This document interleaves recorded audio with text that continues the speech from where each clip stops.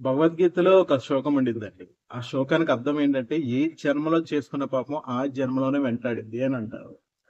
So, Mohan Babu గారు ఇష్యూలో జరిగేది 100% ఆ భగవద్గీతలో చెప్పింది నిజమని అనిపిస్తుంది. ఎందుకంటే మోహన్ బాబు గారు చాలా టాలెంటెడ్ పర్సన్. డైలాగ్ కింగ్ అంటారు, కలెక్షన్ కింగ్ అంటారు. ఇలా చాలా పేర్లు ఉన్నాయి ఆయనకి. 550 పైగా సినిమాల్లో నటించాడు. 50కి పైగా సినిమాలు నిర్మించాడు. విలన్ గా చేసి, కామెడియన్ గా చేసి, క్యారెక్టర్ ఆర్టిస్ట్ గా చేసి, అసిస్టెంట్ డైరెక్టర్ గా చేసి, హీరోగా ఎదిగి, తర్వాత ప్రొడ్యూసర్ గా ఎదిగి, ఇలా రకరకాలుగా అన్నిట్లో కూడా సక్సెస్ అయిన పెద్ద మనిషి ఆయన. బట్ ఆయనకున్నది ఏంటంటే టెంపర్‌తనం, కుళ్ళు, ద్వేష, అసూయ ఇవన్నీ గూడా బాగా నిండిపోయిన మనిషి ఎవరైనా ఉంటే ఎగ్జాంపుల్ 'మోహన్ బాబు' గారిని చూపించొచ్చు. మన తెలుగులో గూడా కొంతమంది అంటా ఉంటారు. "నువ్వు మనిషివా మోహన్ బాబువా" అని. సో, అంత అన్ని సాధించిన ఆయన ఆ రేంజ్‌కి దిగజారిపోయాడు. ఇప్పుడు ఆయన చేసిన పాపము, ఆయన చేసిన కర్మ ఇప్పుడు అనుభవిస్తున్నాడు. ఏంటి అనేది మీరు ఈరోజు ఈ వీడియోలో క్లియర్‌గా తెలుసుకుంటారు. సో, మోహన్ బాబు గారు సీనియర్ ఎన్టీఆర్ గారికి చాలా చాలా చాలా క్లోజు. సీనియర్ ఎన్టీఆర్ గారు ఒక తమ్ముడిలాగా, ఇంకా చెప్పాలంటే ఒక కొడుకులా చూసుకునేవారు. కానీ మోహన్ బాబు గారు ఇదే లక్ష్మీ పార్వతి ఉంది గదా! ఎన్టీఆర్ గారి సెకండ్ వైఫ్. తనతో కలిసి ఎన్టీఆర్ గారికి జరుగుతున్న అన్యాయాలు ఏదైతే ఉన్నాయో దానికి ఎదిరించకుండా ఇంకా లక్ష్మీ పార్వతి గారికి సపోర్ట్ చేసి సూట్ కేసుల డబ్బులు ఈ మన మోహన్ బాబు గారు గాని లేకపోతే మురళీమోహన్ గాని వీళ్ళందరూ కూడా ఎన్టీఆర్ గారు ఆ రోజు సీఎం గా ఉన్న రోజుల్లో వీళ్ళ ఇంటికి వచ్చే డబ్బులని కూడా సూట్ కేసుల్లో మోసుకెళ్లిపోయి అంటే మీ అందరికీ తెలుసు కదా పెద్ద పెద్ద డబ్బున్న వాళ్ళందరూ కూడా బినామీల్ని పెట్టుకుంటారు. సో ఈ మోహన్ బాబు మురళీమోహన్ ఇలాంటి వాళ్ళందరూ కూడా మన ఎన్టీఆర్ గారికి కానీ లక్ష్మీ పార్వతి గారి బినామీలు అన్నమాట.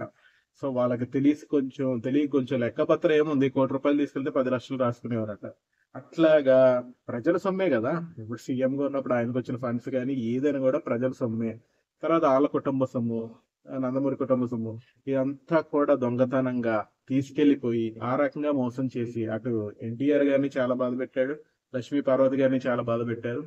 సో కట్ చేస్తే అది అయిపోయిన తర్వాత మళ్ళీ దాసరి నారాయణ గారు, సారీ అండి, దాసరి నారాయణ గారికి మోహన్ బాబు అంటే చాలా ఇష్టం. మోహన్ బాబు గారిని పైకి తీసుకొచ్చిందే దాసరి నారాయణ గారు అని చెప్పేసి చాలా మంది ఇండస్ట్రీ పెద్దలు చెప్తా ఉంటారు.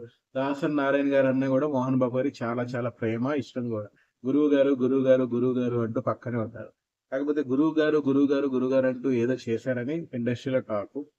సో దాసరి నారాయణ గారి వైఫ్ పద్మ గారితో చాలా ఆప్యాయంగా ఉంటూ, చాలా మంచిగా ఉంటూ, దాసరి నారాయణ గారి కొడుకులు సరిగ్గా సెటిల్ కాలేదు, అన్ని పట్టించుకోకపోతే వాళ్ళ ఇంట్లో కూడా దూరిపోయి దాసరి నారాయణ గారికి తెలియకుండా పద్మ గారితో క్లోజ్ ఉంటూ అక్కడి నుంచి కూడా ఆయన సంపాదించిన ఎన్నో ఆస్తులు ఈయన దొంగతనంగానో లేదంటే వాళ్ళని మోసం చేస్తూ కన్నింగ్ గానో తీసుకుని వాటితో కూడా సంపాదించాడు. ఆ రోజుల్లో కొన్న ఆ భూముల రేట్లు పెరిగి, ఆ రోజుల్లో పెట్టిన కాలేజీలు ఇవన్నీ కూడా పెరిగి, ఇప్పుడు వాళ్ళ సినిమాలు ఒకటికి 10 సినిమాలు ఫ్లాప్ అవుతున్నా కూడా వాళ్ళు ఇప్పటికి కూడా సినిమాలు తీయగలుగుతున్నారు. ఇప్పటికి కూడా ఆ రేంజ్ లో బతుకుతున్నారు అనుకుంటే ఆ సొమ్ము అంతా ఉంది కాబట్టి అని చెప్పేసి ఇండస్ట్రీ పెద్దలు ఇప్పుడు అంటూ ఉన్నారు. సో ఈయన సొంతంగా కష్టజీతం ఉంది, లేదని కాదు. పాపం రూపాయి లేకుండా వచ్చాడు. చెన్నై వీధుల్లో చాలా కష్టపడి తిరిగాడు. రూపాయి రూపాయి పోగేసుకున్నాడు. కష్టాన్ని ప్రతిఫలంగా చేసుకుని సంపాదించాడు. బట్ అది కాకుండా ఏంటంటే ఆయన సంపాదించిన దానికంటే పోగొట్టింది ఎక్కువ నిజం చెప్పాలంటే సినిమాల విషయంలో చూసుకుంటే. ఎందుకంటే ఎన్ని సినిమాలు హిట్, ఎన్ని సినిమాలు ఫ్లాప్ అనేది మనం హిట్ సినిమాలు వేల మీద లెక్కేసుకోవచ్చు. ఫ్లాప్ సినిమాలు లెక్కేయాలంటే పెన్ను పేపర్ పెట్టుకోవాల్సిందే. సో అంత ఉంది. సో అయినా కూడా ఇది పాపపు సొమ్ము. సో ఇప్పుడు ఆ సొమ్ముల గురించి గొడవ. సో కట్ చేస్తే మళ్ళీ చిరంజీవి గారి ఇష్యూ. చిరంజీవి గారు మోహన్ బాబు గారు వచ్చిన చాలా సంవత్సరాలకి ఇండస్ట్రీకి వచ్చారు. అంటే చిరంజీవి గారు మోహన్ బాబు గారికి జూనియర్. అయినా సరే చిరంజీవి గారికి ఉన్న స్పెషల్ టాలెంట్స్ తో ఆ గ్రేస్ అనుకోండి, ఆ డాన్స్ అనుకోండి, ఆ యాక్టింగ్ స్టైల్ అనుకోండి, చాలా త్వరగా చిరంజీవి గారు ఆడియన్స్ కి దగ్గర అయిపోయారు.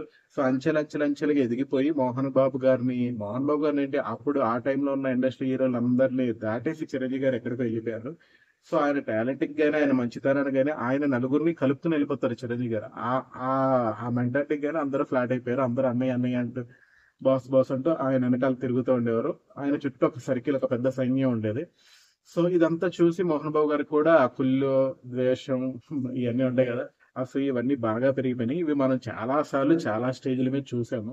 మోహన్ బాబు గారు అయితే ఆ 75 సంవత్సరాల అవార్డు ఫంక్షన్ లో అందరి ముందు మొత్తం దేశం అంతా చూస్తున్న ఫంక్షన్ లో కూడా చిరంజీవి గారిని అవమానించడం జరిగింది. అప్పటి నుంచి ఎప్పుడు దొరుకుతాడా లాస్ట్ మా ఎలక్షన్ లో కూడా చిరంజీవి గారిని, ఆ విష్ణుబాబు గారిని, మోహన్ బాబు గారిని ఎంతలా అవమానించారో మనందరికీ తెలుసు. సో ఇలా మంచి మనుషుల్ని లేదంటే ఇతన్ని దగ్గర పెట్టుకుని మంచోడు అనుకుని దగ్గర పెట్టుకున్న మనుషులందరినీ ముంచాడు. సో ఆ పాపం అంతే ఎక్కడికి పోదు కదా. ఆ పాపం ఏ రోజుకైనా పడుద్ది, పట్టి తీరిద్ది. అదే ఈ రోజు ఆయన అనుభవిస్తున్నారు. ఇప్పుడు ఈ సంవత్సరంలో అది కన్న కొడుకు వల్ల తను రోడ్డు మీద పడిపోయే సిచ్యువేషన్ అంటే ఆయన బతికున్నా చచ్చిపోయినట్టే లెక్క. సో ఆ స్టేజ్కి వచ్చేసారు. నిన్న కూడా మోహన్ బాబు గారు ఆడియో రిలీజ్ చేశారు. అరే మనోజు, నువ్వు నన్ను రోడ్డు మీదకి ఇడిచేసావురా, నా గుండెల మీద తన్నేవురా, ఈ బాధ నేను ఎలా తట్టుకోనరా ఆయన ఏడుస్తుంటే ఒక సగటు మనిషిగా నాకు కూడా చాలా బాధ అనిపించింది.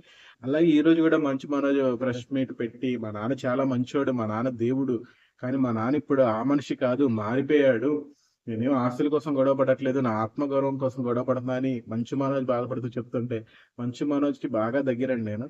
సో ఒక క్లోజ్ ఫ్రెండ్ గా తను అలా బాధపడుతుంటే నాకు కూడా చాలా బాధ అయింది. సో ఇవన్నీ కూడా కర్మ ఫలితం అనుభవించాల్సిందే. కర్మని ఎవ్వడు తప్పించుకోలేడు. ఏ జన్మలో చేసుకున్న పాపం ఆ జన్మలోనే అనుభవిస్తారు అని మనం చెప్పడానికి కూడా, చూడడానికి కూడా బెస్ట్ ఎగ్జాంపుల్ ఇప్పుడు జరుగుతున్న సిచ్యువేషన్స్. సో వీలైనంత వరకు మంచి చేద్దాం, మంచిగా బతుకుదాం. మనకి చేతనైతే ఒకటి సాయం చేద్దాం, లేదంటే మన పని మనం చూసుకుందాం.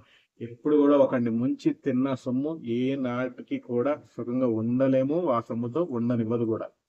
సో అదండి మ్యాటరు. వాళ్ళ ఫ్యామిలీ ఆ షిరిడి సాయినాథుడి ఆశీస్సులతో కలిసిపోయి హ్యాపీగా సంతోషంగా ఉండాలని, ఇంకా సినిమాలు చేసి హిట్లు కొట్టాలని, మనందరిని అలరించాలని కోరుకుందాము. సో అదండి మ్యాటర్. వీడియో నచ్చితే లైక్ చేసి షేర్ చేయండి. తెలుసు కదా, నా పేరు కింగ్ సతీష్. ఉంటా మరి. బాయ్.